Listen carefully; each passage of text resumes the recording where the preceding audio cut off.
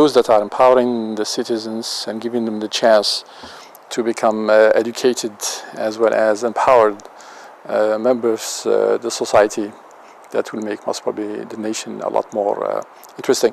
One of them is the Mexican solution, which makes access to government services for each one. That's a very interesting way of getting people to get all kind of birth certificates or driving licenses from cash type of dispensers.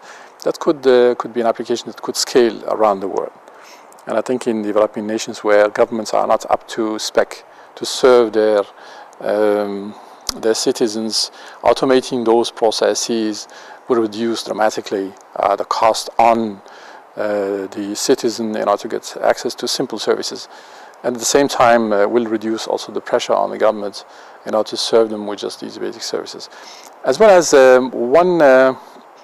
one very disruptive application coming out of the US, which is called checking on money and politics, and who is being paid or supported for voting for selection purposes in whether it is a legislator in California or across the US, and what kind of contribution they get as sponsorship for their next elections, and what kind of votes they give for those specific contributors in order to influence legislation.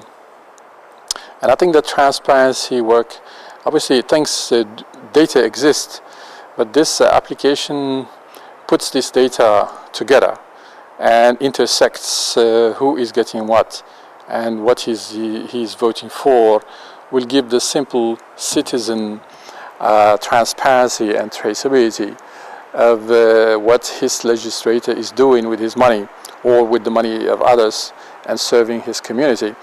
That's kind of service to the end user, especially to the citizen, will be very much empowering him to know exactly what's happening behind the bigger scenes. So.